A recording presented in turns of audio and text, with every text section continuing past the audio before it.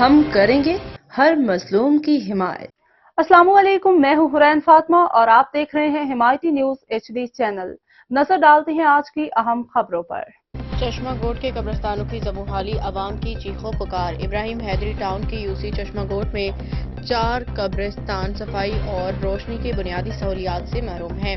اہل علاقہ کے مطابق علاقے کے چیئرمین نذیر بھٹو کی جانب سے زندہ انسانوں کی فلاح کے لیے کوئی ترقیاتی کام تو نہیں کیے جا رہے، لیکن افسوسناک بات یہ ہے کہ دنیا سے رخصت ہو جانے والوں کے لیے بھی کسی قسم کی توجہ نہیں دی جا رہی۔ ان قبرستانوں میں نہ تو صفائی کا انتظام ہے اور نہ ہی روشنی کا کوئی بندوبست ہے۔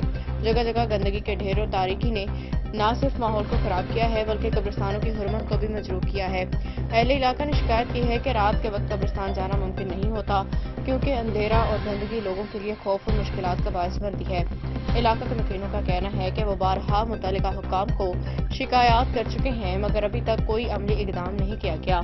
عوام نے اپیل کی ہے کہ چیئرمین نذیر بھٹو اس مسئلے پر فوری توجہ دیں اور قبرستانوں میں روشنی اور صفائی کا مناسب انتظام کریں۔